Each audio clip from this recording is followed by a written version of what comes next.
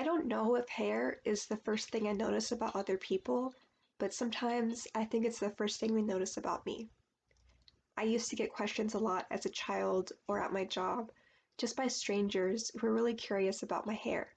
They want to know how I get it like this. People ask me if it's natural, if I wake up like this, and it's something I think about a lot. Naturally, my hair is really big and wild compared to other people, and I put in a lot of effort every day to tame it, to not stick out so much. And the more I think about this, I realize it's a part of a much bigger issue for other people who look like me too. There is an enormous pressure on women, Black women specifically, to mold and alter our bodies to look a certain way.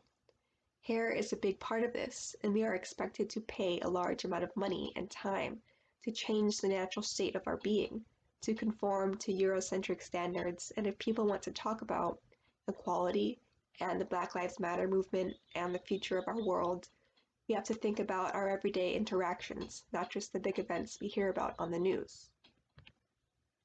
Everyone is a part of these larger systems that govern and permeate every aspect of our lives invisibly.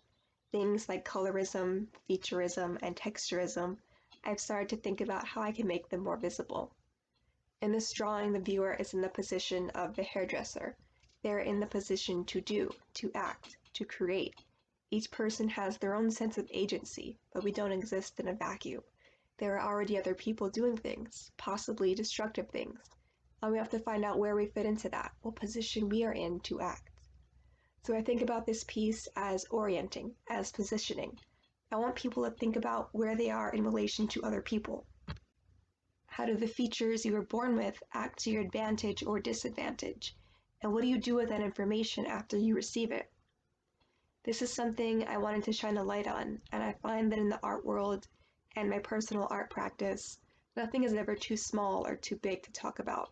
I've learned that our bodies, the truth, and the larger world in which we exist is really convoluted, twisted, complex, wild.